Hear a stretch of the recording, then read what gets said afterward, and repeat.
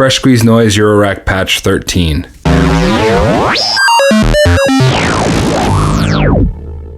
Usual setup, as you know, Circadian Rhythm feeding the Tempi, and then the ABCs going to the output mixer. First thing I'm going to do is I'm going to take one of the Tempi outs and go into the clock in of the microsequence, Lifeforms microsequence. And I'm going to make sure that our clock is set to slave. So now it's fed off of that. Let's divide that down. I'm going to take the pitch out of that and go into Braids, 1 volt per octave. Then I'm going to take the output of that, and I'm going to go into the Dub Junior. I'm going to take the output of that and go into this filter, and then I'm going to take the output of this filter and go to our output mixer. The next thing I'm going to do is I'm going to take the gate out of the Lifeforms and go into the trigger in of Maths, and then I'm going to take the output of the 1 and I'm going to send that to the timbre. The next thing I'm going to do is I'm going to take another channel out of Tempi and go into the X clock of Rene. Then I'm going to take the quantized output and I'm going to put that into the 1 volt per octave on STO. Then I'm going to take the sub output of that and go into the reverb from Audio Damage. And then I'm going to take the output of that and go into the mixer. So the next thing, we have to divide this down.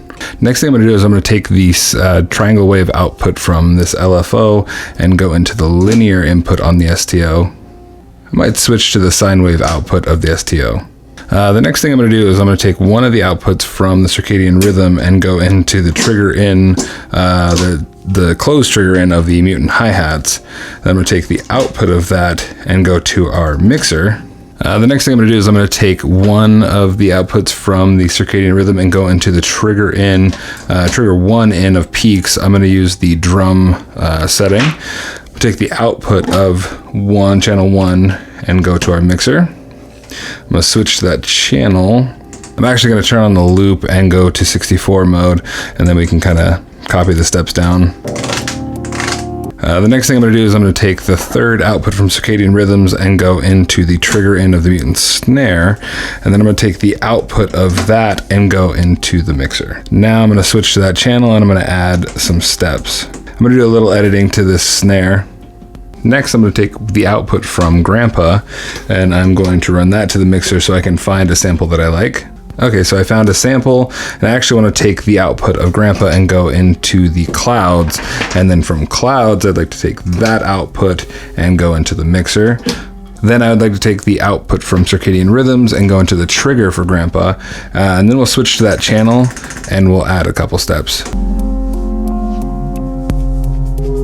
So what I had to do there was drop the envelope from Grandpa down just a little bit so it wasn't just self-cycling and making its own thing. It's going off Circadian Rhythm now.